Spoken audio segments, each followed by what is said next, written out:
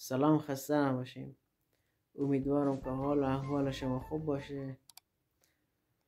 حال و احوال شما مثل من نباشه گرفته. التماس دعای شما همه عزیزان دارم. میگه تاسف میخورم برای از اون مسلمانه که میگه 170 و چند بار اسم قلب در قرآن شریف بیامده اما اسم مغز چرا یک بار نیامده. و این ما از هر آتیست، یعنی از هر خدا ناباور بشنویم بیخیال بشیم. میگیم که بیدینه، نمیفهمه دیگه، یعنی آگاهی ندارد دین ما که بفهمه. اما یک مسلمان وقتی که میگه چری نباید بگه چری، چون باید 100% به قرآن ایمان داشته باشه. حرفی که خدا میزنه جز حقیقت چیزی نیه. وقتی که وقتی تاکید میکنه از قلب، یعنی که قلب جایگاه خاصی داره. یعنی شیاطین بر همه بدن انسان، به همه جای انسان نفوذ داره. مغز، رگه ها، تمام وجود نفوذ داره شیاطین. اما به قلب هیچ نفوذی نداره شیاطین. اما به قلب هیچ نفوذی نداره شیاطین، هیچ نفوذی نداره. یعنی اگر تو شما هر رقم کاری که میکنی، فکری که میکنیم، شیطان و مغز شما چی میگه؟ ای کارو بکن، ای کارو کو، برو درباره مثلا ازی تحقیق کو، برو از اون مثلا چه کو، ازی تکو، ازی تکو تکو.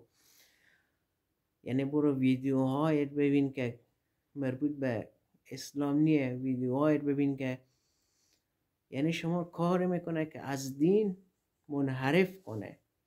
یعنی پله و پله شما رو میبره بالا و بالا تا از بالا سقوط بده. خیلی ها بودن که مسلمون بودن و فعلا غیر مسلمونن، یعنی اصلا به هیچ خدای باور ندارن، به هیچ خدای، اصلا به هیچ دینی نیان. به خاطر چی؟ به خاطر ازی که وقتی سوال برین پیش آماده از دین، فقط در مورد یا فکر کردن با مغزن که شیطان راحت میتونه وسوسه کنه. رجوع نکردن به قلب خود یا برن از یک عالم دینی سوال کنم همی که فلانی یک نفری همیت حرف زده که او جواب اینا رو بده. و متاسفانه باید بگم که خیلی ها به شبکه‌های اجتماعی خیلی به قرآن توهین میکنن، خیلی به پیامبر اسلام صلی الله علیه و آله توهین میکنن. نباید چیزهایی که میشنوم باور کنن، باید برن سوال کنم. چیزهایی که میشنوم باید سوال کنن تا که شبهات اینا رفع بشه.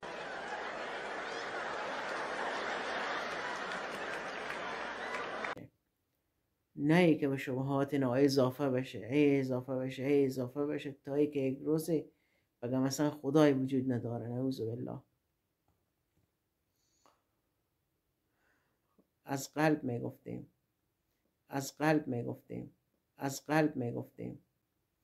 همونطور گفتم قلب جایگاه خیلی خاصی داره. در قلب هیچ چیزی، هیچ کسی نفوذ نداره بجز خدا.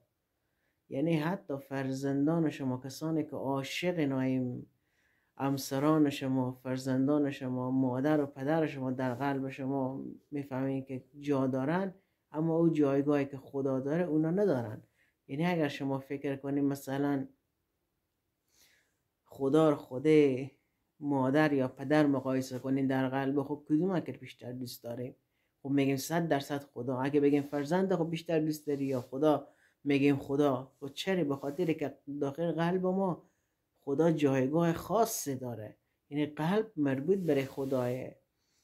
همونطور گفتم شیطان اصلا هیچ نفوذی به قلب انسان نداره، به همین خاطر به مغز نفوذ میکنه و متاسفانه مسلمونا رو از راه بیراه میکنه. و شیطان قسم خورده که ما انسان ها رو از راه بیراه کنه. و امیدوارم که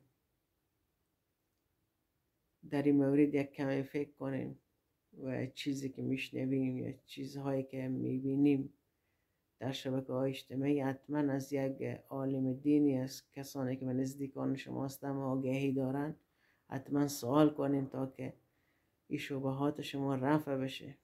تشکر از تماشای این ویدیو. امیدوارم خسته کننده نبوده باشه. از یک صدا گرفته یک مقدار علم خوشنیه معذرت. شبکه‌های اجتماعی کسانی که به تخریب اسلام دست دارن مثل مگس های میمونن که چهار طرف ما وز وز میکنن. حواس شما که هست داره. و هیچ وقت دستبردار نیم. هیچ وقت دستبردار نیم تا ای که شماها را همگیر مثل خود کنم. و من امیدوارم که خیلی خیلی مواظب خود باشین و گوش نکنین. عین جیرجیرکای میمونن که صدای نعزی برا عزی برمی آید. ویدیو لایک کنین، سابسکرایب کنین، حمایت کنین. تشکر. تا که پیشتر در کنار هم باشین.